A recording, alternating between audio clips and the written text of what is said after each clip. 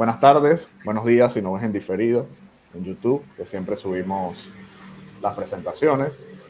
Aquí nos encontramos todos para celebrar un espacio diferente, como siempre lo hacemos acá en Clonet Panamá. Nos encontramos con Miguel Rosa, que nos va a hablar sobre, y vamos a conversar con él sobre su trayectoria. Y muy interesante ese título, Despliegue de la Rosa Canaria, que muy seguramente muchos se tendrán la curiosidad de saber. Me encuentro acá con mis compañeros José Félix Coronado, Fabricio Esgura. Y bueno, pónganse cómodos, las preguntas son gratis, no se pueden hacer, bueno, si entran acá en Baby se puede hacer, pero si solo están en LinkedIn, pues solamente será un comentario.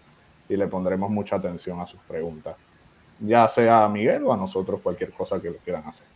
Así que siéntanse cómodos, bienvenidos todos y comenzamos. Yo quisiera agregar una cosa, que básicamente nosotros hemos hecho varios eventos hasta ahora virtuales y Miguel es el primero que de Panamá nos cuenta su historia. Aunque podríamos hablar José Félix, Jesús, yo después de mi experiencia, Miguel es oficialmente el primero. O tengo problemas de memoria, Alzheimer. Yo no recuerdo que hemos dado espacios a otros panameños. Así que esto debería ser el principio de una larga tradición en donde todos los panameños se juntan para crear contenidos con nosotros. Sí, muy importante eso. De hecho, tu memoria no te falla, es cierto, no es la primera vez. Y nada, siempre las primeras veces son interesantes y se mantienen en la mente. Así que, Miguel, Eres el cuéntanos. hombre de la primera vez, Exacto. Miguel. Sí. Bienvenido. Cuéntanos tu historia. ¿Cómo empezó todo? Pero sin llegar a la prehistoria, Cretáceo o no. Yo sé que eres bastante joven para no llegar a los dinosaurios. ¿Cómo naces? ¿Cómo creces? ¿Por qué eres front-end developer o back-end developer o developer o todo el development? ¿Cómo es que te relacionas con la tecnología? ¿Cómo naces? ¿Cómo creces? ¿Dónde estás? ¿Por qué esa rosa canaria? El Canary Deployment te deployaron en una B Fashion o qué pasó? Cuéntanos, preséntate. Bueno, bueno, primero, buen día a todos. Yo soy Miguel, como pueden ver. Vamos a explicar de una vez el título, el despliegue de la Rosa Canaria. Principalmente viene de mis raíces, principalmente de mi abuelo, que era, bueno, que hoy en día en paz descanse. Él era un español, y vino a Latinoamérica precisamente debido a las guerras que estaban ocurriendo en Europa. Y él vivía en Isla Canaria, de ahí viene el nombre y también porque me gustaría visitar las Islas Canarias, visitar a mi papá que se fue hace unos años allá.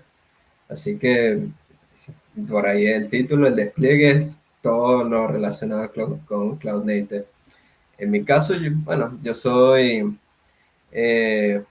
venezolano, español, y hoy en día yo me siento muy panameño, ya con casi una década estando aquí en Panamá, he aprendido bastante. Eh, Vine aquí prácticamente siguiendo la crisis que estaba pasando en mi país. Encontré a Panamá un buen sitio para establecerme. Vine aquí con mi hermano. Empecé como que un poquito difuso, sin saber qué podía hacer. Eh, en su momento había estudiado de ingeniería en computación, eh, empezando con una ruta universitaria un poquito desastrosa, pero siempre teniendo ese interés por la computadora. Ya saben, ese tipo de jóvenes que se la pasan en la computadora, sea o jugando, buscando alguna cosa random que se encuentre, puros vídeos de YouTube.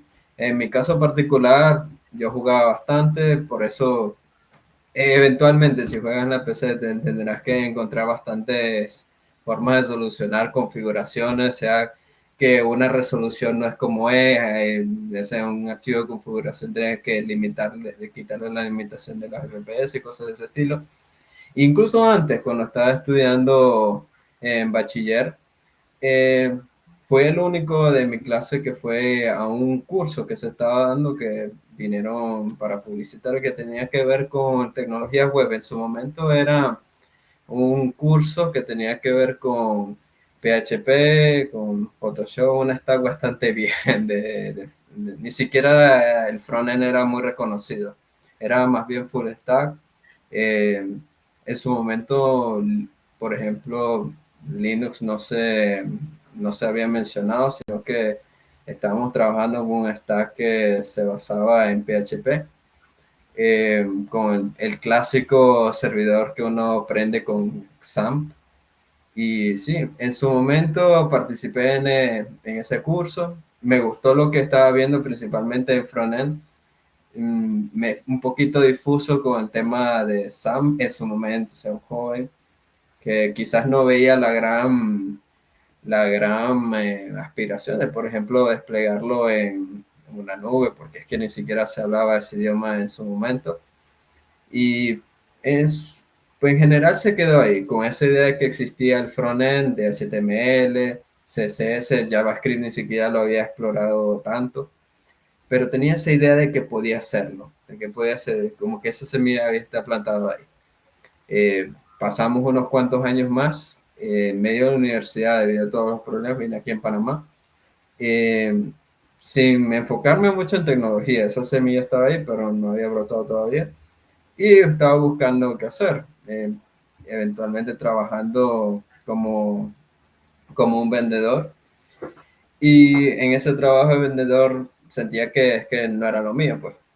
No se me daba mucho el don del habla, pero sí estaba frente al computador bastante seguido y notaba eso, Pero como ¿qué que vendías, Miguel? ¿Qué tenías que vender? en su ¿Cuál era el momento producto? era, Dale, dale. sí, sí, en su momento eran refacciones industriales, estilo, tiene nombres en todos los países latinoamericanos, pero rolineras, balineras, chumaceras, cadenas, todo ese estilo, que tiene que ver con transmisión de potencia. Lastimosamente no lo veía en acción, o sea, no veía las instalaciones, sino que solo eran productos en volumen, pues de más marcas y discutir sobre calidad y transporte que ver el producto como tal, lastimosamente. Pero en su momento veía bastante la computadora, tenía que llamar a clientes y definitivamente algo que notaba es que había muchos procesos manuales, eh, y principalmente que tenían que ver con Excel, qué sé yo, una web de un proveedor que nos daban los precios y teníamos que transformarlo en una cotización con todos los porcentajes y eso. Yo notaba que abriendo la consola del navegador podía agarrar una lista de precios que se veía manualmente, se copiaba y pegaba y me gustaba lo que veía. De hecho, en una ocasión que lo hice, me dieron como que una pequeña tarea de llevar esos precios y mis jefes se impresionaron de hacerlo, que lo hice tan rápido que quería saber cómo lo había hecho. Y la consola de JavaScript, un gigantesco milagro. Me había salvado, qué sé yo, al menos 2 o 3 horas ese día de trabajo. Lastimosamente no es algo que en su momento me habían contratado para hacer y es entendible, quizás no me había vendido mucho en ese aspecto, entonces siempre sentía como que podía ir más hacia la tecnología y más hacia el desarrollo. Y me había gustado JavaScript, así que seguía cursos en línea, como que siguiendo, haciendo, regando esa semilla que se había iniciado al principio. Eh, Eventualmente conseguí un recurso de Udemy que si puedo recomendarlos en inglés, pero hoy en día en español, que se llama The Web Developer Bootcamp de Cold Steel. Me ayudó bastante, no solamente del lado front, sino del lado de back con Node.js Express.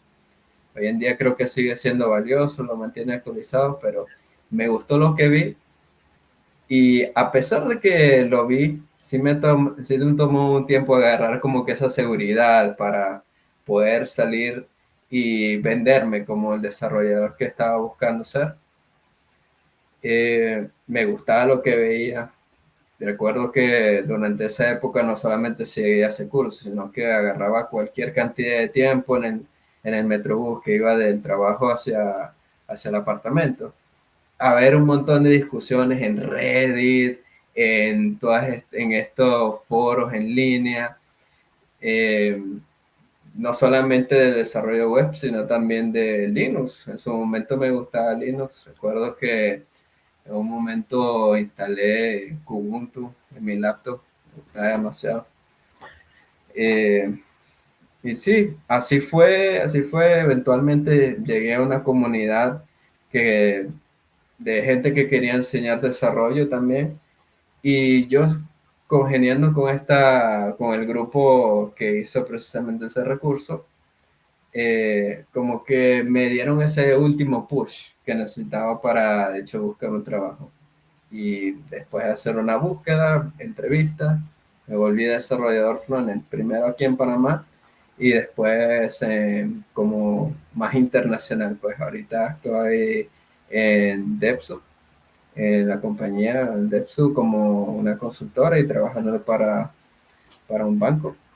Eh, y manejando todas esas tecnologías en las que estuve leyendo tanto tiempo en el Metrobús, sea React, sea Angular, sea TypeScript, sea JavaScript, todo un mundo. Y claro, en este trabajo uno nunca se queda solamente con eso, sino que de repente te viene, oh, puedes ver ese log que viene ¿cómo que se llama?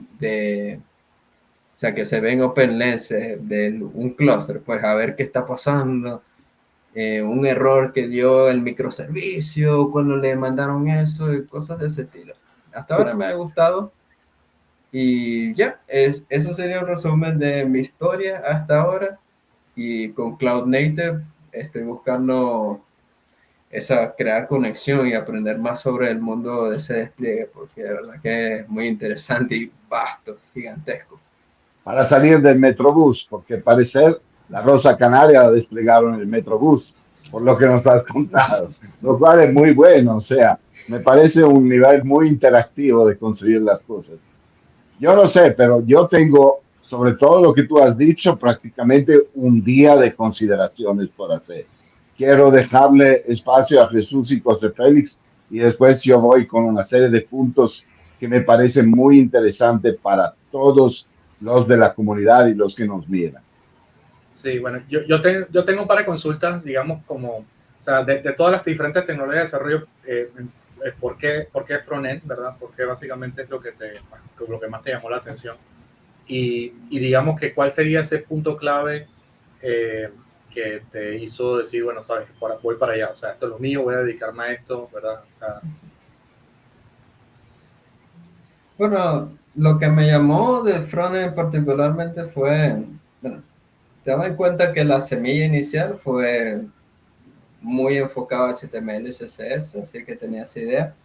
Y en el trabajo, lo que estaba haciendo, en el primer trabajo, lo que estaba haciendo en la consola de JavaScript. Y yo pienso que en general frontend es como que una buena puerta de entrada para la gran mayoría de desarrolladores hoy en día. Pues uno puede decir si es bueno o si es malo, pero yo creo que es increíblemente accesible. Lo único que necesitas es abrir un navegador, darle F12 y ya tienes un entorno con un lenguaje de programación para probarlo que puedes ver respuestas de inmediato. No es como Java, que tienes que descargar el JDK, tienes que ponerte una clase con una cantidad de keywords. Así que, sí, Por eso yo Frontend me siempre he trajo. descargado el JRE y no me preocupo tanto. Pero sí, claro. No, yo iba a decir que ya Miguel dio el detalle y ya apagamos la cámara y nos vamos, porque ya dio todo.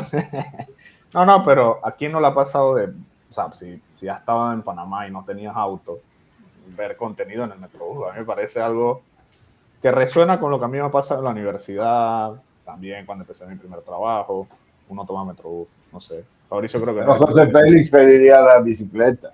O sea, ¿para qué Metrobús? Bueno, de nuevo tengo mi edad. Yo no me he montado nunca en un Metrobús. Yo me montaba en los Diablos Rojos. Los Bueno, Diablos Rojos. también. Sí, ese. Ahora en Diablo Rojo. Desde que cambiaron a Metrobús ya yo nunca, o sea, ya digamos que es otra etapa de mi vida y no me ha tocado montarme en ninguno de esos. Pero yo agarraba los Diablos Rojos de pelado. Pero en Diablo Rojo no se puede estudiar, era imposible. Diablo Rojo. La música da para demasiada distracción. Diablo Rojo no se puede estudiar. ¿Cómo es? Se mueve mucho, hay mucha música porque hoy en día son rumberos. ¿Qué hacemos? Vamos a invitar a todos. En ese entonces los Diablos Rojos sí tú tenías que, o sea, se llenaba el Diablo Rojo y ibas de pie así. O sea, no eran como los Acompañado a metrobuses. nosotros. No eran como los metrobuses que dicen, no, es que ya no se puede meter más gente. Allá Ahí entraban todo lo que entre. que ahí viene el dicho que muchos panameños saben que los puestos de la derecha son de a tres. Eso. Ya estamos dando unos pequeños tips para poder coger Metrobús de la forma más pretty y panameña que se pueda. Los puestos de la derecha. Ya me lo voy a apuntar eso, porque Sí, yo sí. casi nunca monto a Metrobús. Prefiero el metro, pero a veces toca alimentarse hacia la estación. Y entonces sí, efectivamente es un tema. Me gustó una cosa que dijo Miguel. Vida universitaria desastrosa. Esa palabra me encantó, porque yo estoy seguro que muchos de los genios, incluyendo a Einstein, que fue votado en matemática, lo votaron y después se volvió lo que fue. Pero la vida universitaria desastrosa. Y después esa pasión por el gaming, que creo que sea también el culpable de la vida universitaria desastrosa, porque jugabas mucho y no estudiabas. Pero eso es una cosa común a muchos hoy en día. ¿Cómo le diste, o sea, cómo te moviste de esa vida desastrosa a un contexto más productivo, digamos, para hacer el curso que te atrajo más que la universidad a la época, el primero que hiciste? El primero que hice, si no mal lo recuerdo, fue mencionado en estos mismos foros de que si Reddit, que lo había mencionado, creo que fue en Reddit, en el subreddit de Panamá. Dije, "Ay, yo había visto esto antes, voy a probar a ver qué tal". Ahora, el curso fue bueno para darme la información que necesitaba, pero sí tardé un poquito en, de hecho, salir del tutorial, como le estaban diciendo, para, de hecho, venderme y ser útil para una empresa y poder hacer una carrera de esto. No puso en orden el desastre de la vida universitaria. Digamos que te dio una perspectiva diferente, pero seguía todo desastroso. ¿Y ustedes, Jesús y José Félix, qué relación tienen con el recuerdo de la universidad? Yo, Se ríen, eso es malo. no, bueno, no sé. Yo cuando estuve en la yo sí, digamos que yo soy apasionado por la tecnología desde que básicamente estaba en secundaria, ¿verdad? Yo sabía lo que iba a hacer. Yo soñaba con estudiar en el MIT, pero definitivamente no estaba, ese era mi sueño, imagínate. No, pero Pero todavía bueno, puedes. todavía Pues puedo. claro, sí. Ahora ya lo pasan de una, porque dice, "Ah, como el chapter, abierto en un día, el MIT admitido de una, boom". Sí, pero bueno, o sea, no, mis papás no tenían la capacidad económica, así que básicamente, bueno, o sea, vas a estudiar aquí, pues, yo estoy en la tecnológica y digamos que mi vida universitaria fue normal, o sea, no tengo nada, no tengo quejas de mi vida universitaria. Lamentablemente, lo único que sí tendría que comentar es que, que, que casi todo lo que utilizo al día de hoy como pues, profesional no necesariamente lo aprendí ahí. O sea, se aprendió haciendo cosas, ¿verdad? Así como, por ejemplo, Miguel, ¿no? Que no terminé de entender qué fue lo que estuve estudiando, ¿verdad? Pero básicamente aprendió con los cursos que comenta de desarrollo, ¿verdad? Yo también tuve que complementar mucho, ¿no? ¿Cómo se dice en ese caso? Graduados en el bajo mundo. Grabador. Underground. Sí, o sea, empecé a hacer camarones, como se dice aquí Exacto. en Panamá. El trabajo de camarón, nadie sabe, aparte de Camaroneando por ahí. Haciendo cosas con Linux en esa época. Me acuerdo de un proyecto así interesante que me contrató un profesor. Era para armarle un clúster de un sistema de correo electrónico, ¿verdad? Con Zenmail y no me acuerdo ni qué versión de Linux fue que le instalamos. Le llamamos un clúster a una firma de abogados con Linux y almacenamiento central y eso. O sea, ese entonces era de que, wow, esos fueron los primeros servidores con los que... Pero, que podíamos ver todos los correos de todos en claro, en Postfix, en las carpetas Bashful Mail. Entonces nos gustaba mucho porque somos chismosos. Sí, me acuerdo usamos como para el frontend del correo le pusimos Squirrel Mail, era lo que pero bueno, muy bonito. Así fue como realmente más se aprendió. Y yo creo que en la universidad el camarón que yo tuve fue instalar Windows. Por eso usas Mac ahora, te quedaste traumatizado de aquella época. Porque antes cuando dábamos desarrollo y eso, pues habían compañeros. En realidad al principio no empezaba a cobrar, pero ya después la gente dije, no, ayúdame, que Windows. Y ya después empezó a cobrar. En su momento era de que $3, o sea, simbólico. O sea, sabía. Windows que instalaba. Siempre el dólar. Claro, siempre. Balboa. Motivado por dólar. No, dólar, va bien. Traducido es, no se llama en otras partes del mundo, se llaman dólares, dólar, pero el único lugar donde yo escuché dólar. Es más rápido. Windows Quara. Sí, en ese episodio salen los panamismos. No, pero eso es un buen título para charla. Claro. Windows Aquara. ¿Ves? Pero una curiosidad que casi se me pasa. Yo le quería preguntar a Miguel una cosa, porque yo siempre veo que esos front-end developers tienen gusto, o sea, saben dar colores, poner cositas, y uno piensa, son gráficos. Entonces, una curiosidad que tengo, es como una pregunta que siempre le hago a los front-end developers, pero me gusta escuchar las respuestas. Yo tengo en la cabeza gráfica, como Photoshop, como lo mencionaste, pero también 3D.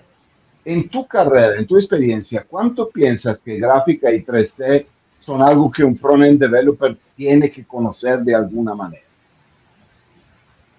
Bueno, si tuviese que decir, bueno, de por sí 3D lo he manejado más bien como hobby, pero un frontend gráfico, o sea, sí, Photoshop hoy en día no tanto, Figma, sí, Figma tienen que saber bastante. No quieres tener que pelearte con el diseñador normalmente. Bueno, depende del equipo donde esté, pues. O sea, normalmente un frontend puede darse, por así decirlo, el lujo de ser el que desarrolla nada más en vez de ser el diseñador, pero en otros casos tiene que ser el diseñador también y, por así decirlo, resolver en su caso. Así que, en general, yo me atrevería a decir que el desarrollador front puede dividirse incluso en dos subramas, ser pura lógica, pura de librerías, de poder implementar cosas raras que estén surgiendo al día a día con, no sé, React, por ejemplo, yo estoy ahorita estudiando una librería que se usa en muchos de estas, no sé si específicamente este lo usa, pero N8N, la nueva herramienta de OpenAI, Supabase, no sé si han escuchado Supabase, lo utiliza, que es una herramienta para crear como grafos de secuencia, no estoy seguro si esa es la palabra correcta, pero es para definir un workflow, pues se llama React Flow, bastante entretenida, pero me fue un poquito de la línea. En general, yo diría que le beneficia bastante a un front saber de gráfico. En gráficos 3D, trabajo 3D ya es otro mundo completamente. Para diseñar videojuegos, una cosa así, ¿no? Me imagino, ya no sé. Sí, eso es pura, eso es. Pero diseño, digamos, como dice Fabricio, tipo Photoshop, en plano, ¿verdad? Yo creo que sí, si uno puede, o sea, me imagino, o sea, depende de qué tan grande sea el equipo, ¿no? Que está soportándolo, ¿no? Ahora me recordaste que uno de los camarones que cuando fui pero en ese entonces era webmaster, eso de frontend y backend y eso eso no existía, o sea, tú tenías que manejarlo todo. y Esa palabra, José, webmaster. era todo. Era todo, ajá, sí. Era Claro. todo. La lógica, el diseño, los banners, ahí se usaban banners, entonces el diseño tenía que diseñar los banners y hacer los banners animados con Flash, también tenías que... Cuando Flash era el estándar, sí, en Internet Explorer y todo ese sí, poco de navegadores. ¿Sí? Sí.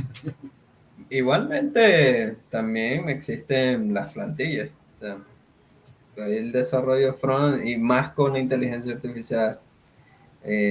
Incluso si no vas a usar una plantilla seco, de que lo único que estás ahí le va a cambiar uno que otro color y imágenes, te puede ayudar para inspirarte, pues.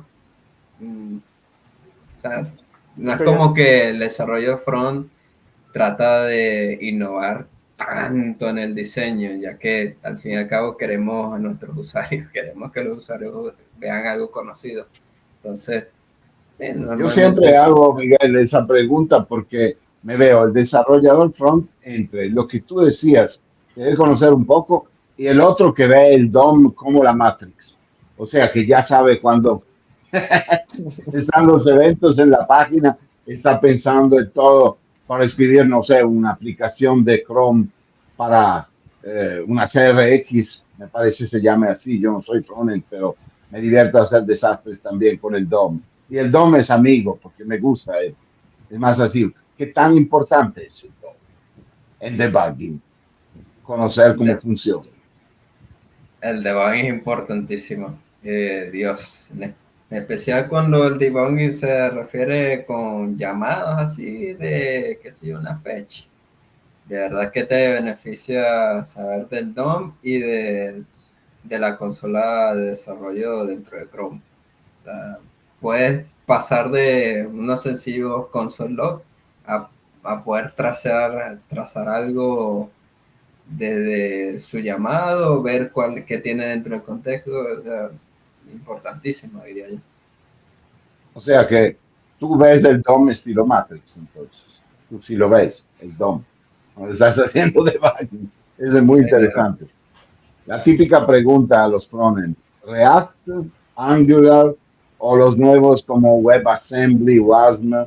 ¿Qué te gusta más? Si tuviese que escoger un favorito, React. Hoy en día uso Angular, pero React todo el tiempo. Ahí O sea, que firma. Un comentario, ya que están hablando de los frameworks y todo eso. Cuando usted ve en el landscape de la CNCF y ven la cantidad de framework JavaScript que hay hoy en día, es la misma sensación de pánico. ¿Por dónde empiezo? ¿Por dónde agarro? ¿Qué combinación hago? Que si uso Astro, que si uso Next.js, que si uso React. Y al final, no sé, quizás la gente piensa, no, es que el desarrollador frontend simplemente tiene que empezar a tirar código. No necesariamente, a veces tiene que empezar a hacer esas decisiones como si estuvieras eligiendo unas herramientas del landscape de CNCF. O sea, que es complejo el asunto. No es como antes que había, no sé, JavaScript, Vanilla y PHP y ya, listo, ya con eso te ibas y MySQL y ya, no haces más nada. Pero hoy en día hay 10 frameworks y cada mes tienes 5 actualizaciones de esos frameworks y entonces se complica más el asunto. O sea, hoy en día para el desarrollo frontend. Hay un framework argentino, se llama Vite. Se usa todavía Vite. ¿Cuál? Vite. pero no es argentino, yo lo llamo así, se llama Byte. Vaya. Ah, sí, sí, sí. Viste. Estuviste más cerca al principio. El creador lo llama Bit por la pronunciación en francés. Oh, Dios mío, no sabía que era francés. No Ahí, lo voy a mencionar, ¿no? es un comentario Luis Mujica, muy amigo de acá, de nosotros acá. Dice, React pasa de Meta hacia la Linux Foundation. Eso es una noticia reciente. Ya Meta no va a mantener, por así decirlo, y agregar feature en React. Y es un proyecto que va a adoptar la Linux Foundation. Es interesante porque siempre se dice que React va basado en lo que quiere Meta. Ahora no vas así. Si puedo agregar ahí, bueno, Meta seguirá contribuyendo a React. Hoy en día se va a mover a React Foundation.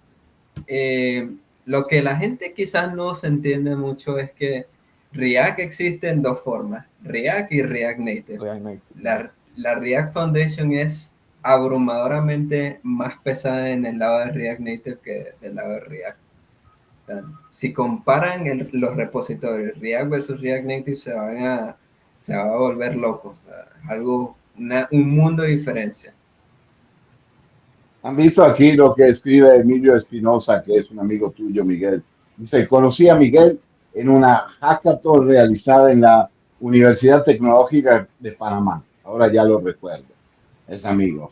Es mi compañero, dice, y prácticamente una persona muy inteligente. Gracias a él me animé a seguir la ruta de AWS Cloud.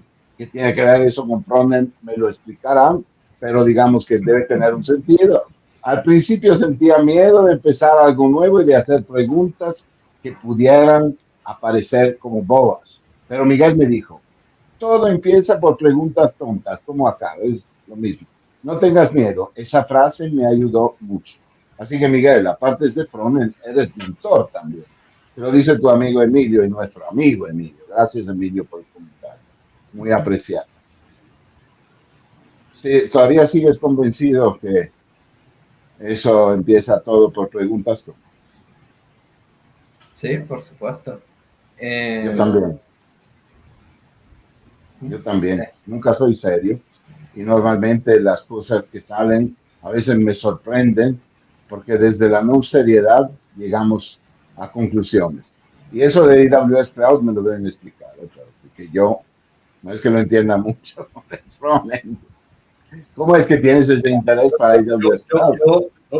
Ahorita mismo están hablando y yo no entiendo nada de lo que están hablando porque yo definitivamente no tengo nada que ver con... Sí, bueno, en mis aventuras de frontend también bueno, yo me quedé en PHP y ahí ya. No me quiero ni imaginar cómo se sentirá José cuando vea la Laravel ahí, es cuando se va. Ya yo no desarrollo hace muchos años. Me gustó también una cosa que dijiste, Miguel. Hablaste de un curso donde estaban los cookbooks, que son recetas, básicamente, ¿no? Entonces, hoy en día, antes de llegar al punto de donde estamos con la IA, que llegaremos en los últimos 15 minutos, pero es un tema muy redundante. Digamos que antes, si te acuerdas, seguramente sí, antes íbamos buscando code snippet para hacer una tarea, como decir, bueno, a ver cómo lo hicieron en Stack Overflow, primero lo copio y pego, después le pongo un poco de perfume, etcétera, etcétera. Le voy a dar una personalización, pero todo empezaba por cookbooks, o sea, pequeñas recetas para poder hacer grandes tareas y después refinando llegábamos a un concepto de trabajo acabado, digamos. Eso es parte del conocimiento de tu carrera. Usando cookbooks llegaste a un concepto más grande o te botaste de una en el Metrobús buscando grandes conceptos y te leías todos los libros. En parte y parte. O sea, el Cookbook Strategy siempre lo uso en el trabajo. O sea, este montón de librerías te dan estos pequeños snippets de código que uno no lo entiende al principio, pero lo va adaptando a lo que necesita. Así que, sí, supongo que ambos.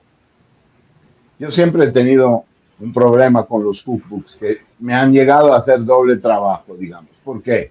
Funcionaba una pequeña cosa, después le ponía otra y tenía que hacer la interfaz con la pequeña de antes. Al final el cookbook te obliga a llegar a un punto donde tú escribes realmente el código de una manera que funcione. ¿Eso es verdad para ti?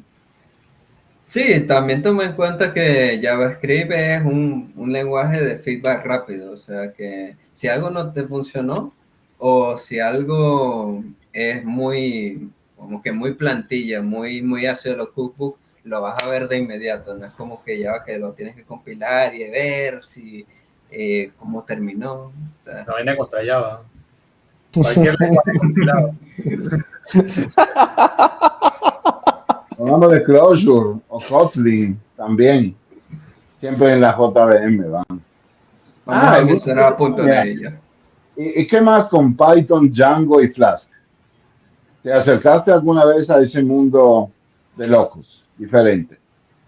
A mí me gusta, ¿eh? Mundo loco sin las llaves, definitivamente, pero sí, me acerqué por un tiempito, pero en especial hubo una ocasión de trabajo donde se estaba solicitando un desarrollador de Python. Yo como que le había echado un ojo, como me estaba preparando para una posición ahí. Al fin y al cabo no se dio la posición, pero sí me llevé bastante de la idea de Python. Que Diga- lo que sí voy a decir, que el ambiente de Python es un... Si crees que JavaScript es desastroso, no has visto nada. No has visto nada. Sabes que yo empecé, pues eso era en 2001, creo, con un framework de Python que se llamaba y se llama, creo todavía, Zope, que después se volvió Plon.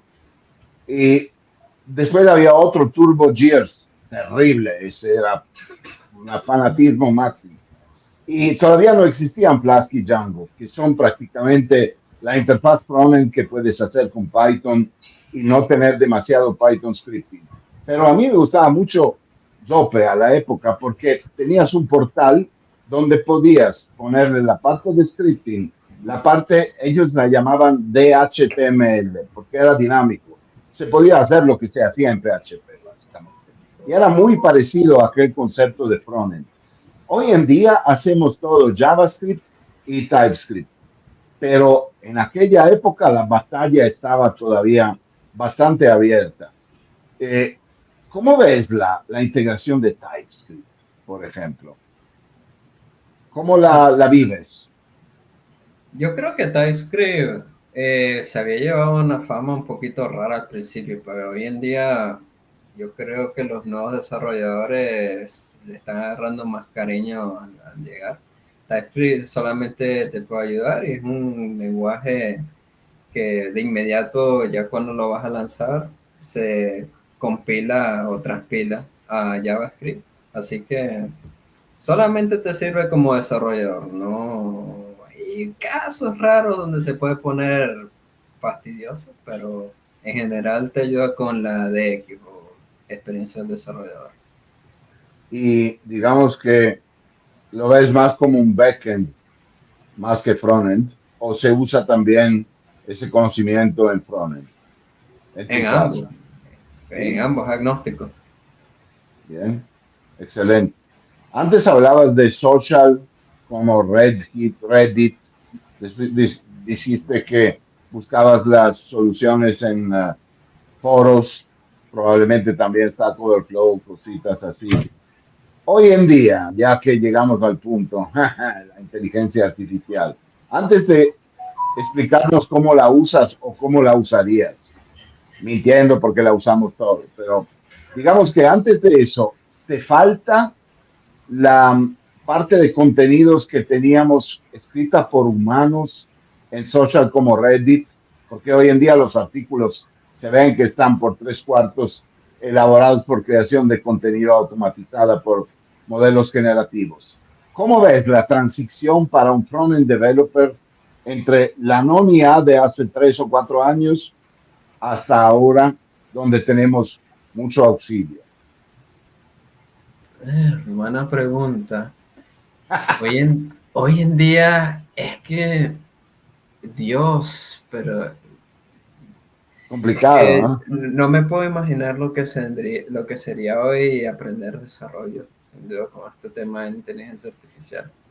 Ah, yo creo que más gente se está lanzando por que la inteligencia artificial, en especial con todos estos desarrollos agénticos, le genere el código y como que está creando partes de esos gaps, pero al mismo tiempo, eventualmente se chocan contra una pared y tienen que aprenderlo de la buena manera. Es raro, no. Me gustaría decir una respuesta más concreta, pero es que de verdad que vivimos un mundo bastante loco hoy en día. O sea, Para tu día a día, ¿cómo es? Dale, dale, José. No, no, lo que iba a comentar es que, o sea, todo el tema este de herramientas de generación de código están haciendo que gente que, o sea, creo que hay dos extremos, ¿no? O sea, gente que no tiene ninguna idea de cómo programar y básicamente agarra un cursor, básicamente, y empieza, le pide un prompt y saca algo, ¿no? Yo yo la experiencia que he tenido con eso, ¿verdad? Porque yo, o sea, le estaba diciendo que hace años que yo no tenía línea de código. La realidad es que utilizando ahora inteligencia artificial empezó a hacer ciertas cositas de vuelta.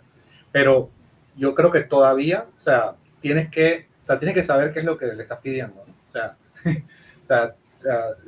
tienes que entender qué es lo que le vas a pedir para que básicamente haga lo que tú necesitas. O sea, si es una persona, o sea, o sea, a un muy alto nivel, ¿verdad? Lo que le estás pidiendo, ¿verdad? Si no sabes exactamente lo que le estás pidiendo, al menos al día de hoy todavía siento que se queda muy corto, ¿no? Tienes que saber el concepto de lo que quieres para básicamente, y bueno, no sé, o sea, ahí sí te digo, mire, ¿cómo? O sea, yo creo que la pregunta es ¿cómo lo estás, qué uso le estás dando ahorita? O sea, como dentro del trabajo, no, o sea, ¿las usas, no lo usas? O sea, ¿cómo ha transformado eso la vida tuya como desarrollador, ¿no? Yo creo que definitivamente aprender ahorita mismo es una experiencia totalmente distinta y no sé con qué base van a salir los desarrolladores que están ahorita mismo aprendiendo full a punta de inteligencia artificial, ¿no? Pero,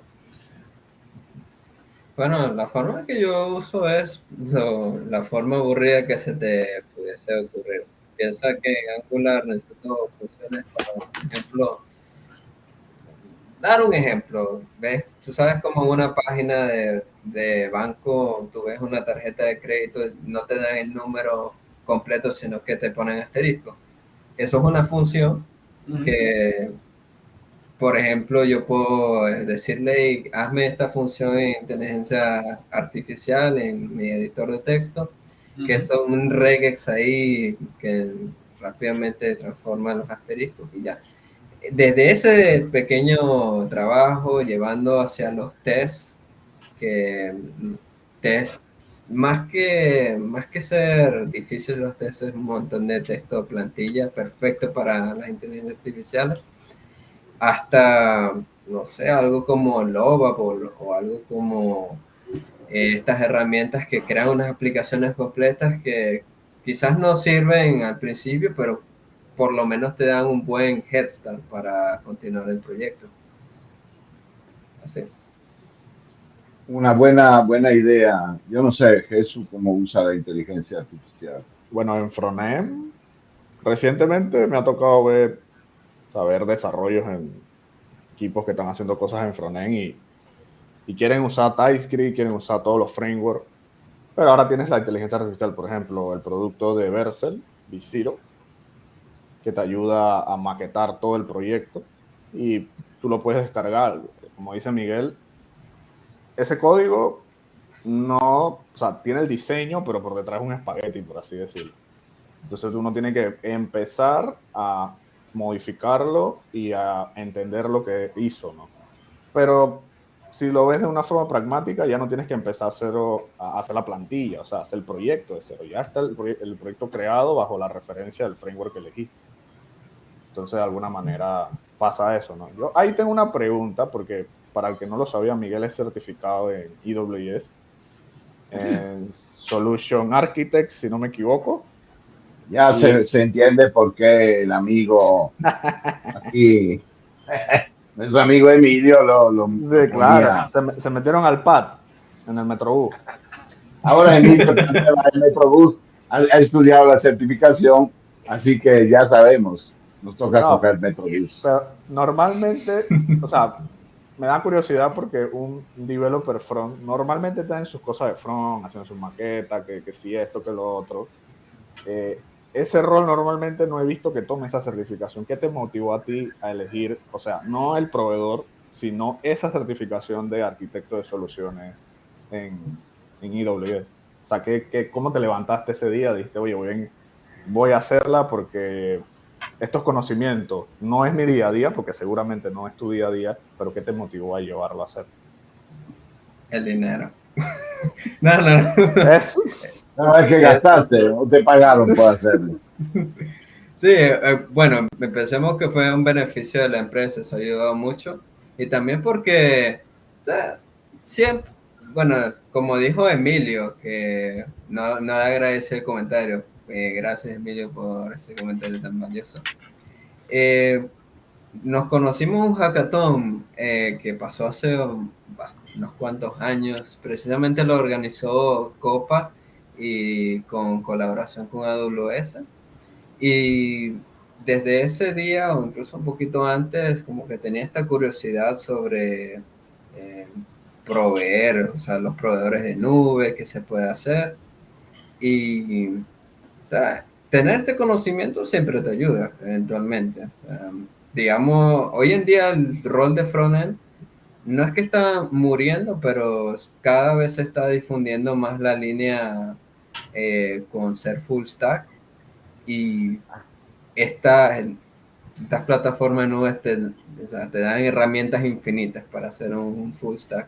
Desde las funciones serverless Lambda que te da AWS, pasando por las bases de datos como servicio, hasta llegar hasta los clústeres de Kubernetes y sus propias soluciones de containerización, como sea que se les diga.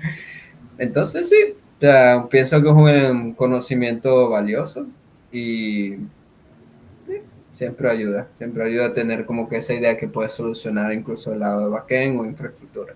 Ya no es esa locura de antes que configura un SAM en tu local para compilar el proyecto y meter la carpeta y entrar en local no sé qué. Ahora puedes usar un servicio de algún proveedor de nube que te agarre ese mismo contenido y ya te lo disponibilice, le ponga Edge Security, que si le ponga CDN, o sea, al final al cabo, gracias a lo que me dijiste, ahora veo otra perspectiva de que, o sea, la gente dice, no, es que si tú eres sysadmin es el que vas a tomar todas las certificaciones de sysadmin, no necesariamente. Si tienes la curiosidad, tienes las ganas y si tienes la plata, que me gustó también tu respuesta, porque mucho la gente dice, no, ¿por qué te certificaste? No, porque yo amo la herramienta. No, pero AWS tiene también certificaciones de cara al desarrollador, ¿no? Ella agarró la de Por eso, se fue a la arriba. Sí. Pero esa respuesta que dijo, el dinero, posiblemente, oye, un front developer, un associate de AWS, pues tiene peso en alguna entrevista. Y esos son trucos que uno tiene que tener en cuenta para algunos desarrolladores que nos vean, que digan, oye, las certificaciones ayudan. Pues Miguel es un ejemplo de eso. Él puede dar ejemplo vivo y práctico de eso. Y las certificaciones son todavía algo que tenemos que ganarnos sin modelos generativos. Dijo un amigo a todos, pero en una conferencia que dio, se llama Juan Restrepo. Un saludo cuando nos mirarán. Él dijo, ¿cuántos de ustedes son capaces de manejar el carro sin usar el Waze? Y hoy en día, si bien lo piensan, esa cosa es realmente increíble. No es inteligencia artificial, pero es la incapacidad del hombre de manejar las herramientas que lo ayudan. Se vuelve esclavo.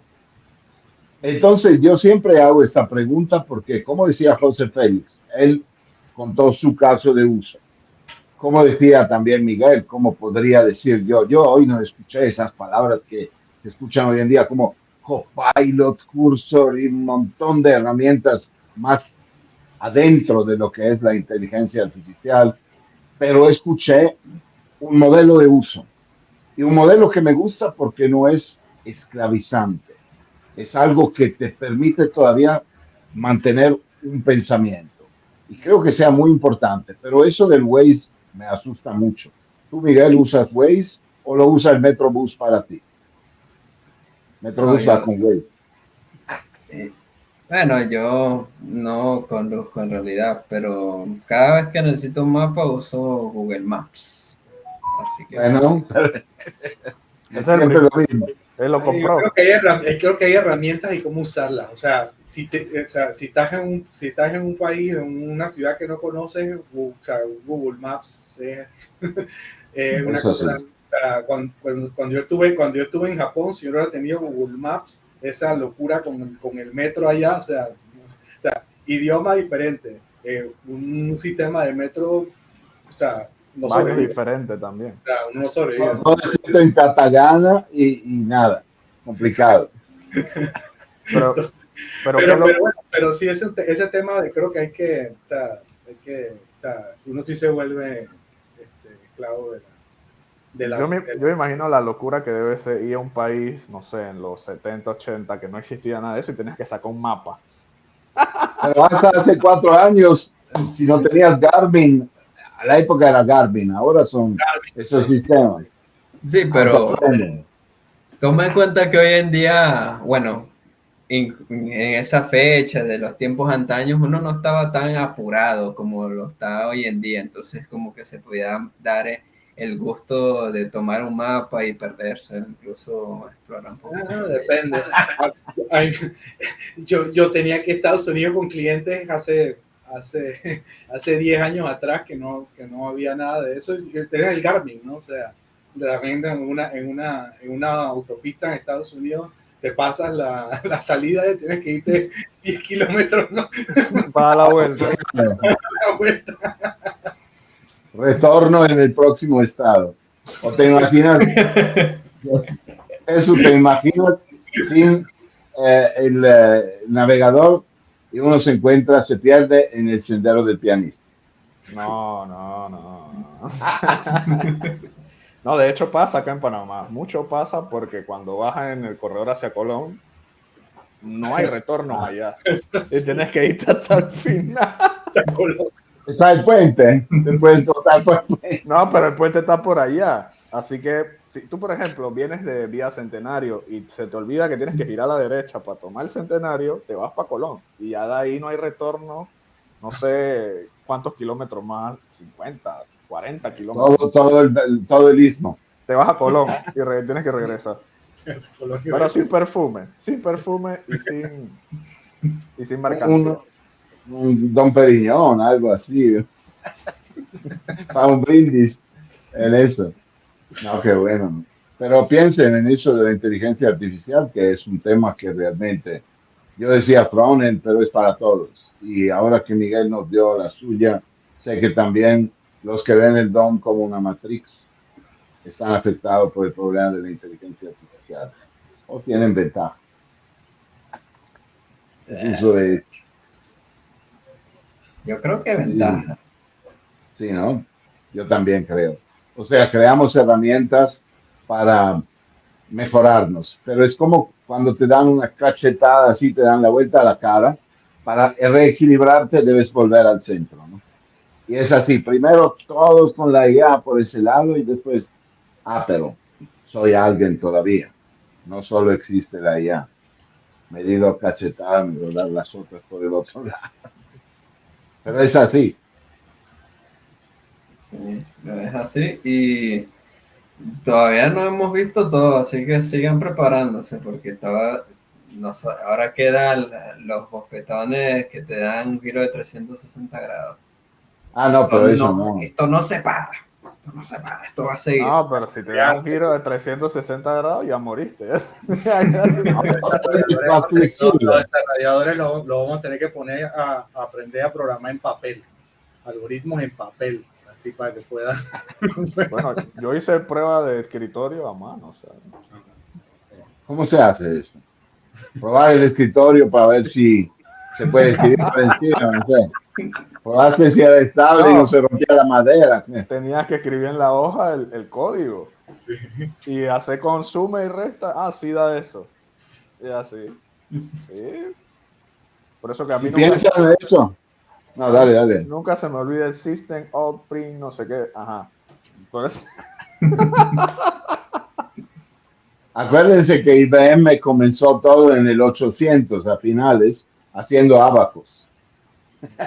O sea que la broma sí, pero efectivamente todo empieza por papel y lapicero necesario.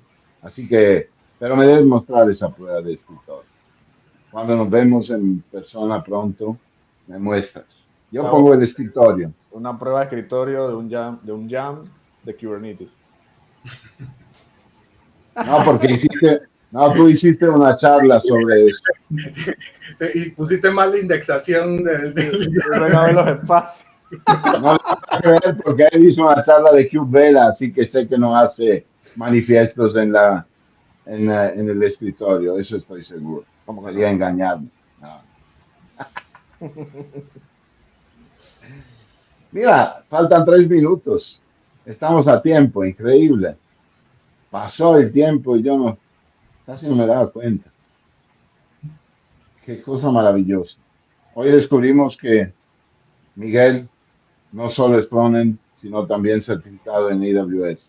Así que cuando decidiremos hacer algo como cursos de AWS, Miguel, apúntate.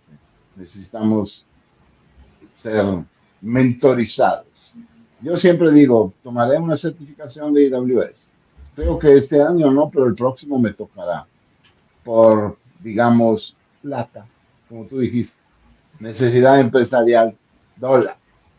Entonces, no sé si empezar por el practitioner, ir al solution. Me dijeron que son todos selección múltipla, que Sí. es una fórmula que yo odio bastante, que me gusta más hacer cosas prácticas como las de los CNCF, pero ¿cómo es? Son difíciles, hay que estudiar.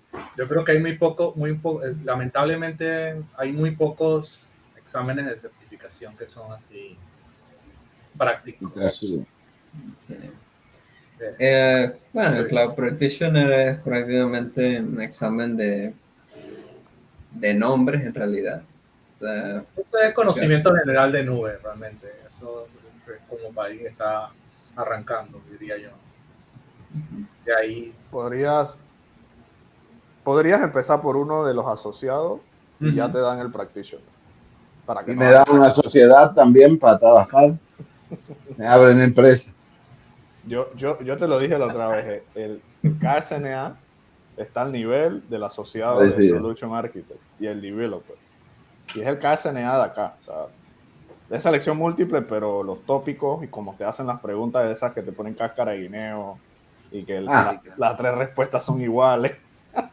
Y una no, y te vas por la que no, y ya perdiste. Eso tiene todo, eso tiene todo un tema de diseño de examen, ¿no? Son de distractores, ¿no? O sea, te ponen los distractores y te ponen los. O sea, sí, El tutor allá, ¿cómo es? ¿Cómo te mira? Porque, por ejemplo, yo recuerdo que en todos los exámenes de la CNCF que hice,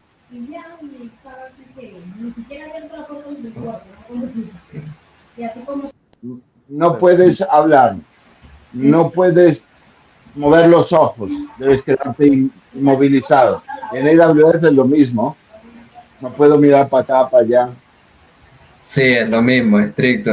Más de una ocasión he tenido que limpiar mi habitación para poder tomar el examen. Mira que yo que limpio la habitación. Decir que no puedo tener el cuadro. No, de hecho, son bien estrictos allá también. O sea, si te mueves mucho, di que no, que para qué estás mirando para allá. Si mueves las pupilas, las dilata. O sea, si una pregunta te parece, di que, oye, pero ya. De inmediato sale la ventana de chat del que te está vigilando y dice, no, ¿qué estás haciendo? No me atrevo ni mirar para allá, le digo. No. Qué bien. 100% recomendado hacerlo en presencial, en uno de los sitios que tengan, sí, de los que preparan, si puede. Acá en Panamá hay de AWS, no sé, pero sí de Azure. En Panamá, de verdad. Son Pearson VUE, la mayoría. Todos esos son AWS, Azure, ¿Sí? Microsoft. Todos son Pearson VUE, eso lo hacen en el centro de Pearson VUE. Ellos tienen, tienen oficinas acá, súper. Mira que no. Aunque sí es buena idea y lo recomendaría al que tenga cerca, porque en la casa se te va la luz, se te va el internet. O si no tienes una sala donde te puedas separar y lo vas a hacer en la sala de tu casa y estás en la cena, y es mejor ir a un salón y hacer lo que tienes que hacer. Mira que se nos pasó a hablar de un tema, ya que Miguel es frontend, y hay un proyecto de CNCF que es Backstage y es TypeScript. Entonces, el que se mete en Backstage, de alguna u otra manera tiene que aprender el framework que usa Backstage y TypeScript, compilarlo, saberse las tareas de NPM, si usas PNP. Entonces, algo que se nos pasó y lo pongo acá porque hay proyectos de CNCF que de alguna manera se apoyan de tecnologías como TypeScript. Fabricio se certificó. Yo soy certificado TypeScript y Backstage. Y puedo confirmar que en al menos 4 preguntas hay preguntas de TypeScript, aunque es selección múltipla. Uno de saber cómo modificar un archivo se llama app.tsx de Backstage. Es muy importante porque básicamente está toda la configuración de todos los plugins adentro. Y hay preguntas a selección múltipla donde te ponen los casos de cuál es realmente la forma viable para configurar. Así que la certificación es TypeScript para Backstage es necesario. Pequeño hint para quien quiere preparar aquel examen. Primero, mejor hacer los de Kubernetes y Linux para poder eso tener no un concepto. Eso es puro YAML, no necesitas saber programar. Exacto. No, es verdad. Certificaciones son... Sí, una curiosidad que quiero contarles. Cuando en 2005 hice la última certificación IBM en Italia, ustedes no se imaginan cómo eran las certificaciones. Yo hice la de DB2, la de AX a la versión 6 y 7 y la de Power Series, Power Technician. Uno entra es presencial, no existe internet en aquella época. Uno entra en una habitación donde en el medio está una columna con una pantalla. Y en la pantalla empieza el examen. Está el tutor allá, que obviamente te controla, pero como la empresa paga para la certificación, si no la, digamos, completas, la empresa le toca pagar, digamos que hace mitad y mitad, el juego de la empresa, pero también el juego de IBM, porque no es que si no sabes nada, puedes pasarla. Yo recuerdo el estrés que uno tiene frente a esa columna y las selecciones múltiples, mientras que ahora es todo en la casa. De un lado, si cae internet, hay que estrés. Pero era mucho más terrible en aquella época. José, ¿tú tienes algún recuerdo de aquellos años con la certificación presencial? O sea, el tema de remoto vino con la pandemia, la realidad. Antes esos exámenes ni siquiera, antes de la pandemia muchos de esos no te daban la alternativa de hacerlo remoto. O sea, los Pearson VUE, por ejemplo, tenías que ir a un centro de certificación.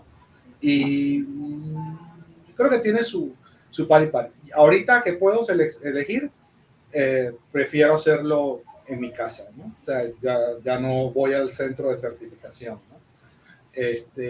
Pero bueno, ir al centro de certificación el estrés es igual. Yo siento que el estrés yo no creo que haya una diferencia un estrés diferente.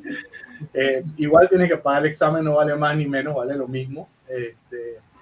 Es más, creo que el hecho de que vas al lugar y que ya está listo, digamos, no tienes que ponerte a poner con la cámara, a mostrarle todo dónde estás, que si tienes un setup como el mío, que tengo a veces, o sea, que tengo, ahora lo simplifiqué, pero o sea, que tienes varios monitores y tienes un montón de cosas, te terminas desarmando todo tu escritorio.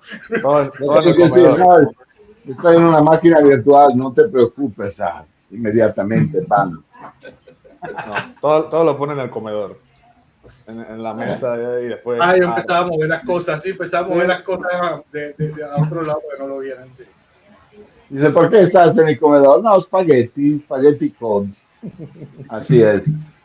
Tremenda Sí, yo cosa. creo que las dos cosas tienen los dos formatos tienen su pro y su contra. O sea, Claro. Ya veo que Jesús ya nos corta aquí. Es tiempo de empezar a saludar. No les corto. Pusiste, ¿dónde estás? Ah, sí, estás abajo. En mi pantalla ya te fuiste. Decía que ya el tiempo es debido. Estamos a una hora abundante, así que entiendo que la conversación debe seguir en otra ocasión y seguirá seguramente. Nos toca quedarnos aquí.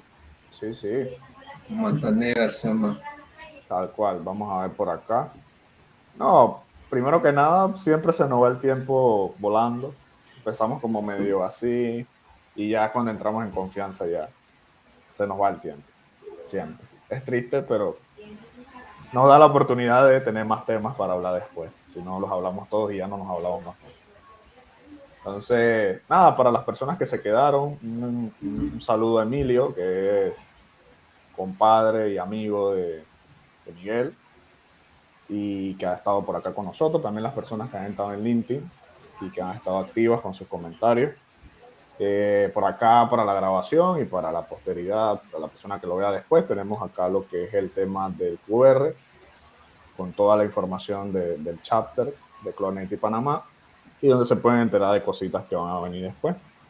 Y dentro de esas cositas que tenemos que decir, le damos las felicitaciones a nuestro gran amigo, socio, friend, como le quieran llamar ustedes, nuevo ambasador de CNCF y que básicamente pues el fruto de su gran trabajo que hace en las comunidades, que a lo largo de los eventos y cómo de alguna manera trasciende.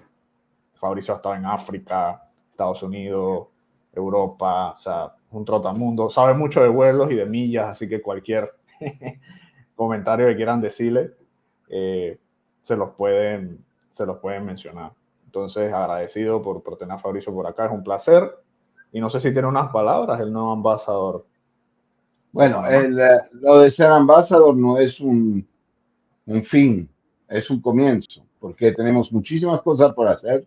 Mi nombre está en Panamá, aunque para quien me conoce sabe que yo paso entre Panamá y Medellín, Panamá, Medellín y los otros viajes. Ambassador significa que traigo un mensaje de la CNCF, pero también traigo un mensaje de Panamá al mundo. Así que yo siempre digo, en Panamá hay mucha gente maravillosa, hay mucho personaje con inteligencia y sentido del humor. Y cuando hablo de Panamá con las personas de otras partes del planeta, todo el mundo dice, Panamá, yo quiero ir a Panamá. No se sabe por qué el nombre tiene como un imán. Entonces, hagamos que eso sea realidad todos juntos. Y eso es la misión de un embajador. Llegar al punto de serlo porque haces muchas cosas. Pero después de eso comienza realmente el viaje. Y de Colón a Panama City no es suficiente. Nos toca caminar mucho más. Pero con este canal, todo el mundo conoce Panamá y es hora de traerlos. En 2026 tenemos una tarea muy grande que es Panamá, casi de Panamá. Lo voy a representar ahora que estaré en Atlanta en el CubeCon. Me llevaré las banderas que son parte de una historia personal, pero que todo el mundo aprecia y son bonitas, con las estrellitas y todo. Así que comienza nuestra tarea para todo Panamá. Acompaña y yo seré el embajador. Como la canción, soy embajador. Tito Allen. Exacto. No, ahí cuéntanos, José Félix. ¿Qué más? ¿Cómo lo ves? KC de Panamá. Bueno, KCD de Panamá, definitivamente algo que cuando me sumé al grupo acá de organizador, ya Jesús y Fabricio habían solicitado, yo que me quedé, dije, wow, KCD de Panamá, estamos arrancando, ya quieren hacer un KCD. La realidad es que fue un asombro. Todavía creo que no me la creo, ¿verdad? Y creo que está súper emocionado con esto, ¿no? La realidad es que es un importante paso para la comunidad, ¿verdad? Hacer este evento, ¿verdad? Y creo que, bueno, definitivamente tenemos un camino que recorrer con esto y el apoyo de la comunidad para poder hacer este evento, ¿no? Que definitivamente va a poner a Panamá en el ojo del open source y de la comunidad de ciencia. Sí, de hecho soy testigo de eso porque antes de hablar y que vinieras al evento yo te había comentado, vamos a hacer KCD de Panamá, y tú me dijiste, ¿cómo? Que Fabricio y todo eso, y bueno, básicamente, de hecho no lo he mencionado, pero vendrá su momento. El organizador más rápido que lo han aceptado una solicitud es a José Félix, así que aquí básicamente en el grupo rompemos récord, no sé cómo, quizás porque estamos muy locos, pero son cosas que hacemos con mucho aprecio, y te esperamos, Miguel, que formes parte del staff de KCD de Panamá, parte de la casa. Te toca, no puedes escaparte, ya te pillamos. No, si de alguna manera quieres formar parte, nosotros acá te abrazamos y nos tomamos así como nos vimos ese día, que de hecho la gente no sabe por qué conocimos a Miguel. Miguel es fruto de uno de nuestros charters presenciales. Y conversando ahí en Casa Bruja, pudimos de alguna manera decirle, oye, saliendo de Casa Bruja, todo el mundo se iba y le dijimos, Miguel, ¿tú quieres hacer una entrevista virtual? Y se queda así como que, ¿yo? ¿Por qué? Y tú, sí, tú. Y mientras esperaba el Uber. Entonces, básicamente, se trata de eso, las personas, panameños, los que estén en Panamá, agregando valor y creyendo en las personas. Yo estoy convencido que haremos un gran trabajo con la ayuda de todos, con la ayuda de Miguel, con todas las personas que han pasado por acá, y es un gran reto, pero seguramente lo haremos muy bien. Así que, para digerir el tema del KCD, que siempre es como que manicomio, próximamente vamos a publicar lo que es el OpenMic. El OpenMic es una iniciativa que nosotros creamos en grupo, también de esas ideas que tenemos así locas y espontáneas, que es básicamente que las personas de la comunidad que entren acá a Bebi, a nuestro chapter, puedan de alguna manera expresarse, porque a veces pues vamos a sesiones y simplemente es escuchar lo que está diciendo la otra persona, y a veces las preguntas escritas como de alguna manera no tienen ese impacto. Entonces el OpenMe lo que busca es que todos nos expresemos, que todos hablemos, que todos digamos algo, alguna pregunta en tiempo real. Y nada, el 30 de octubre va a ser ese evento virtual, que estaremos acá todos, en mi persona, Fabricio, esperemos que Miguel esté por allá también, José Félix y todos los que han estado anteriormente, y va a ser un momento bastante interesante porque no solamente se habla de tecnología. La última vez hablamos de comida y cosas de Panamá y personas que estaban en Panamá pero venían de Nicaragua, si no me equivoco. Entonces siempre es una buena oportunidad, y si nos estás viendo fuera de Panamá y te gustaría también formar parte, nosotros estamos abiertos porque de eso se trata, de crear sinergias, y eso es lo que haremos en el OpenMeet. Y bueno, para ir finalizando, un hecho muy importante en la región, nuestro gran amigo Johan Prieto lanzó su libro Kubernetes en español, en donde habla de todos los términos importantes de Kubernetes en español, en nuestra lengua, para que las personas que pues se quieran interesar ya no tengan excusa, ¿no? Es que el idioma, que viene en inglés, que viene en italiano, que viene en francés. Empecemos por español, y aquí les dejo el QR para que después lo vean, le hagan un capture. Y bueno, para que de alguna manera apoyemos lo que es un nuevo libro en nuestra lengua, ¿no? Así que básicamente le extendemos las felicitaciones a nuestro gran amigo Johan, que básicamente siempre conversamos con él y compartimos buenos momentos. Y sin más preámbulos, no sé si ustedes quieren decir algo más. Los micrófonos son abiertos y si se quieren despedir. Miguel, unas últimas palabras para cerrar el live, no las últimas palabras para...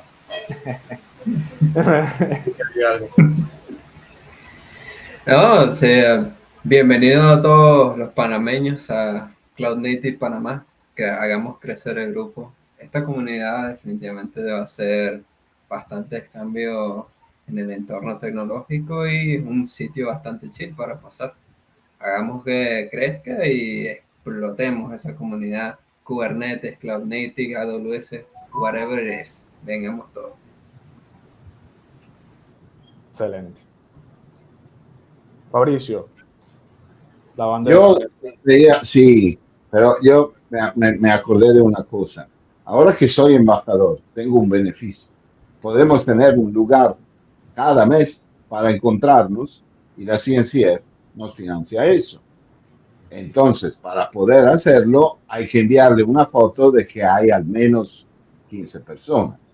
Por eso estamos esperando que todos vengan. En los últimos hemos tenido quórum suficiente, pero me gustaría que realmente, cuando hay un evento, nos apuntemos a ese evento en el calendario, porque yo creo que tenemos bastantes sorpresas.